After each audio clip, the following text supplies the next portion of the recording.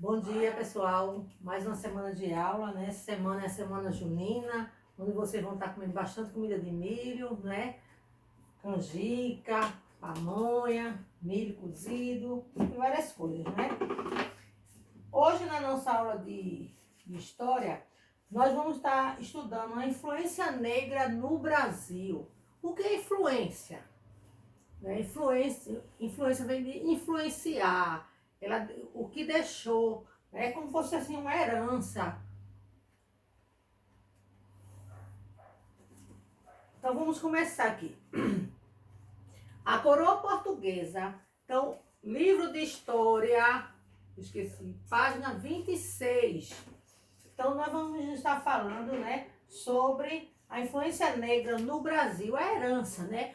O que os negros deixaram para a gente. Vocês sabem que herança é aquilo que alguém deixa para outra pessoa. E os negros, gente, eles deixaram, né? Eles tiveram uma influência muito grande em nossa cultura, né? Que até hoje a gente vivencia, né? A gente ainda hoje, a gente tem esse costume, essa influência ainda existe no nosso dia a dia.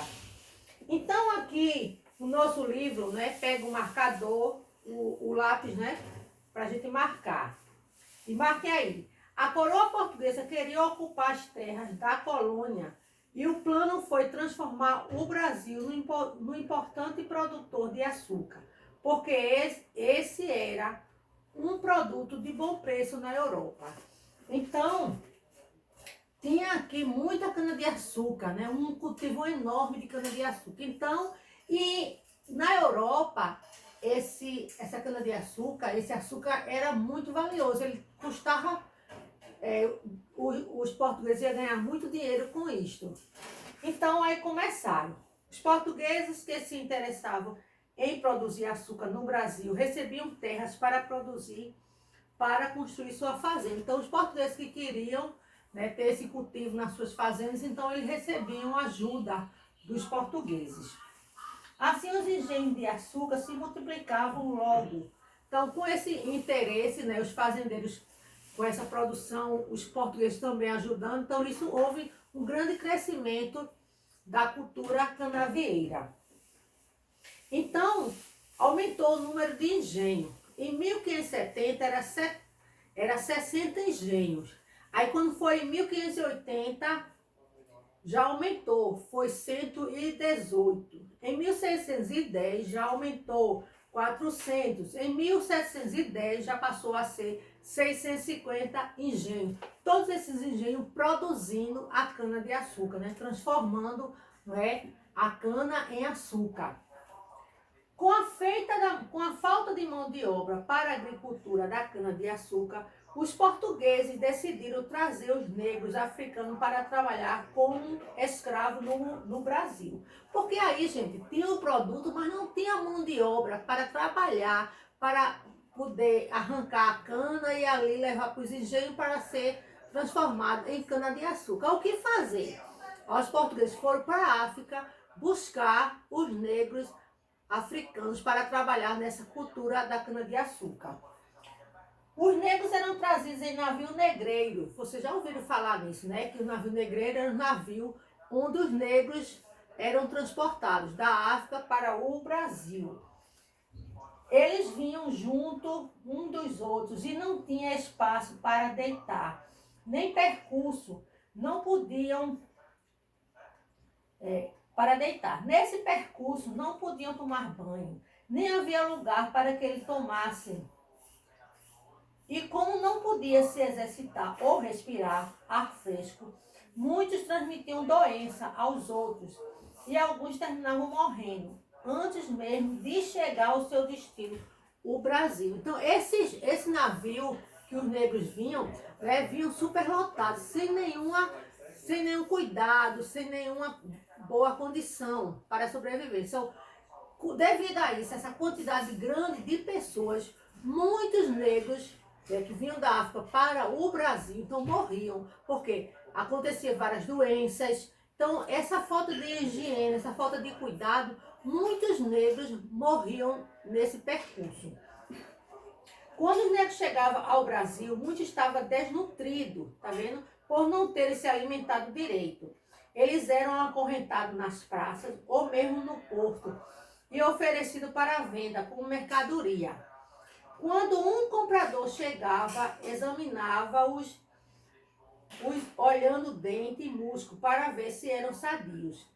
Os mesmos jovens valiam mais, os mais jovens valiam mais. Então, quando chegava aqui, o que é que eles faziam? Ficavam num lugar, né, feito numa praça pública, e ali, um lugar público, e ali os senhores de engenho iam logo o quê? Olhar os dentes, olhar se eles eram fortes, se eles tinham condições, porque sabia que o trabalho que eles iam executar era um trabalho árduo, que precisava de pessoas sadias para fazer aquele trabalho. Que não ia adiantar eles comprarem aqueles escravos doentes. Então eles olhavam logo os dentes, né? Olhavam se ele era musculoso, se eles tinham condições realmente para trabalhar.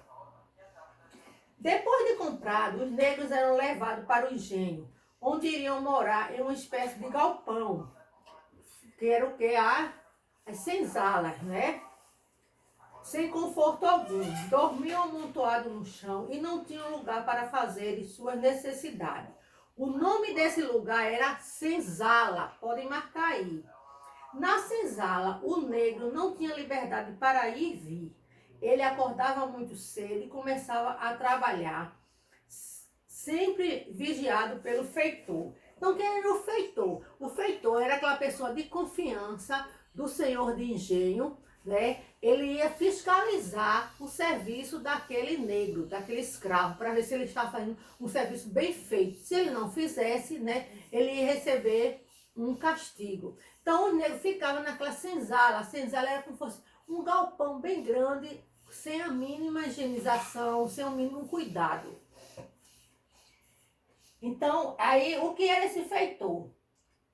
Pelo feitor, que era o responsável pelos negros. Caso acontecesse de algum desobedecer o feitor ou o senhor de engenho, era castigado, tá vendo como eu falei, né? Apanhava de chicote, ficava preso pelos braços e pelas pernas. Um dos castigos mais temidos era ser chicoteado no tronco. Então, muitos eles iam para o tronco, né? E eles iam para o tronco e ficavam muitas pessoas ali olhando e eles levando as chicotadas que o senhor de engenho mandava o feitor dar. No início, eles trabalhavam carregando grãos, plantando e colhendo. Depois foram trabalhar na mineração, cavando túnel e garimpando pedras. Eles não tinham descanso e trabalhavam em serviços pesados.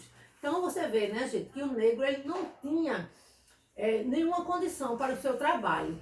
E só faziam trabalhar e não tinha, ao final do mês, nenhum salário. Ele não recebia salário nenhum. Pelo contrário, né, trabalhava dia e noite, de sol a sol. Alguns negros trabalhavam na casa grande, por isso tinham melhores roupas. Então, muitas mulheres, né, as negras, trabalhavam na casa dos senhores de engenho, eram cozinheiras, era como se fosse a babá das filhas dos senhores de engenho. Então, cuidava das casas e dos filhos do senhor de engenho, como eu falei, né?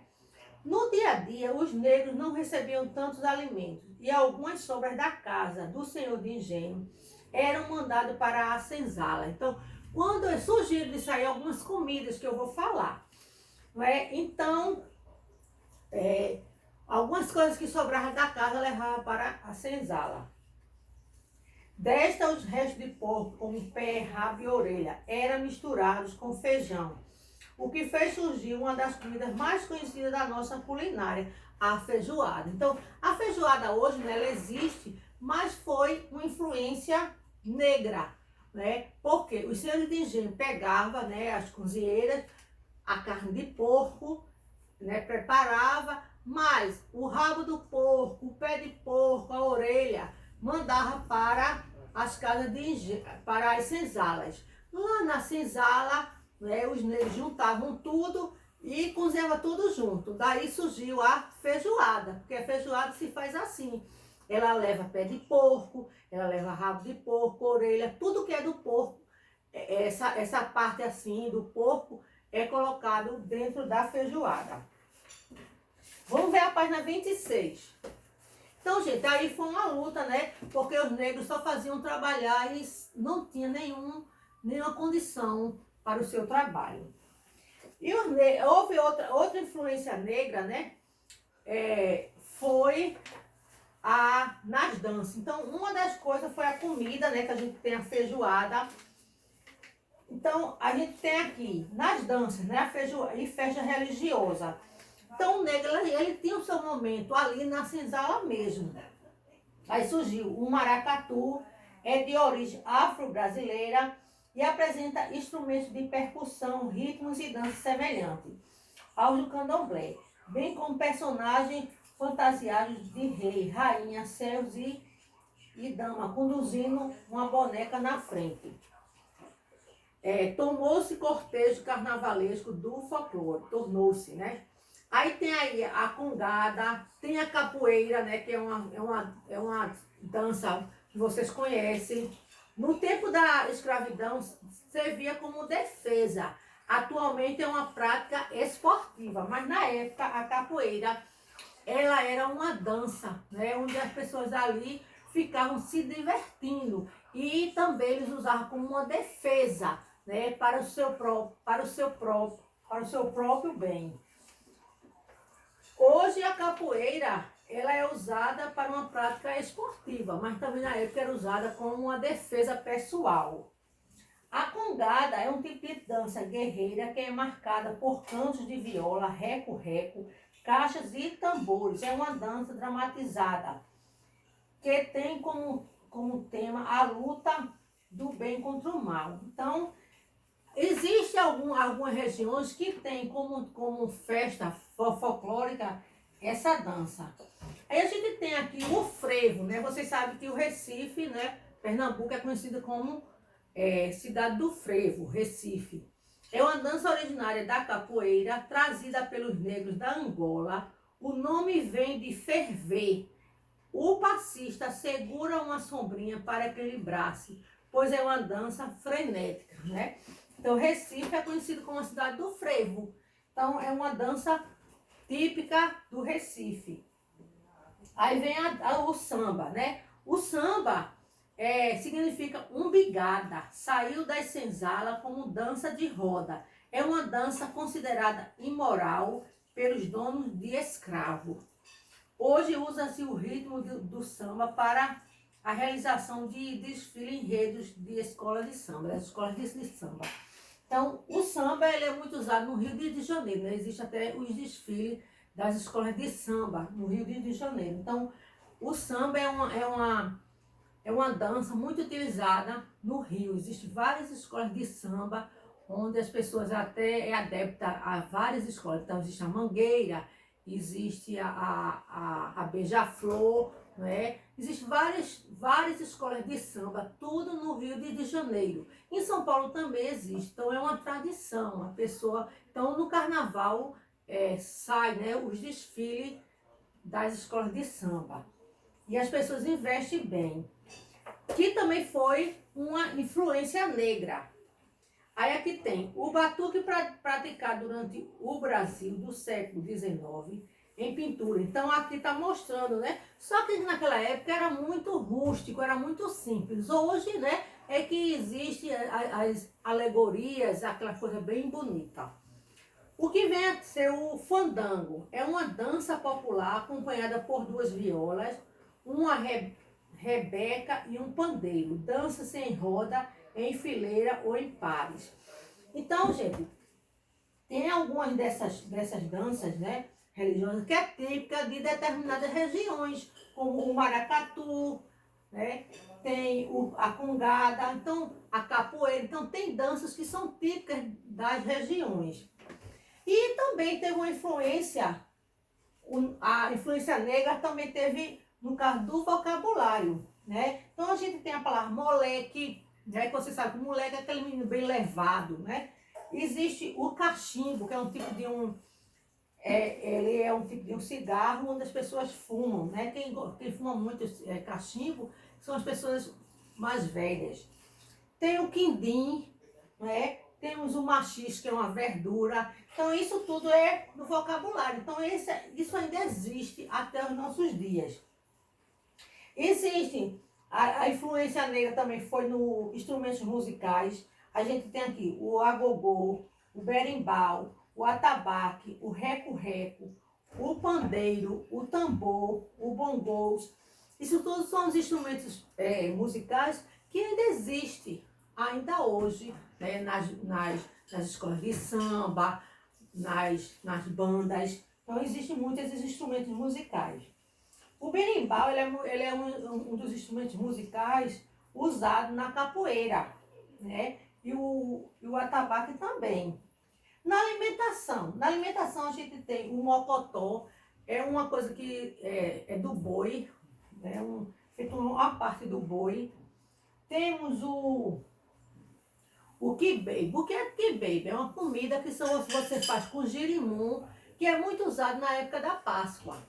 Que é o girimum, que você coloca leite, cozinha o girimum, mistura com leite de coco, né? E é chamado de quibe.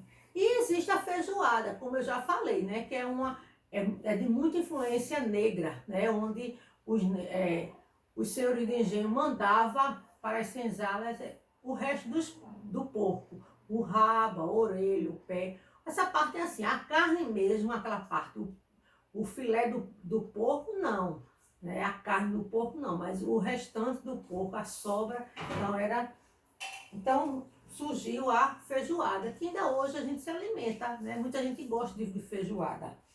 E se come, né? No vestuário, nós temos colares, né? Colares muito enfeitados, que hoje ainda se usa. Temos os lenços, que a pessoa usa na cabeça, lenço, né?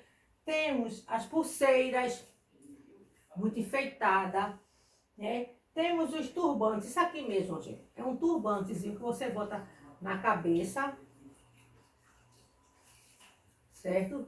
Então, era uma coisa muito usada pelos negros, era esse turbante, certo? Então, pulseira, colar. Então, é uma coisa que é muito usada pelas negras, né? Para se enfeitar. Então, gente, a nossa atividade, ela está na página 29 e 30. Até o sexto quesito, certo? Ela está. Então, gente, os negros, eles tiveram muita influência. E na página 71 e 72, até o sexto quesito, certo? Que tem aqui. Ó, o quinto quesito é bem simples. A página 72. Então, no livro de reforço é página 71, que você vai circular os instrumentos. Observe o instrumento a seguir, depois circular apenas aquele que encontramos com frequência, tá? E que foram usados, né, pelos negros. Aí o primeiro que é pesquisa e escreva nas linhas abaixo a relação entre música e literatura no ritmo vindo da cultura. Então você vai pesquisar a diferença, certo? O quinto quesito você vai classificar com C, com T, certo? Por exemplo, a banana é T para utilizado como ingrediente típico, R para o que é usado como remédio e N para aquilo que os escravos africanos não gostavam. O sexto quesito, aqui diz assim, aqui os africanos conhecem o milho e passaram a utilizá-lo na preparação de pratos. Pesquisa e escreva o nome de 5 pratos feitos à base de milho. Né? Feito de milho. Então vocês vão ver, a gente tem, né? Agora no São João a gente tem várias comidas que são feitas a partir do milho, certo? Então a nossa atividade só está aí na página 29 e 30 e na página 71 e 72 do livro de reforço, ok? Tchau.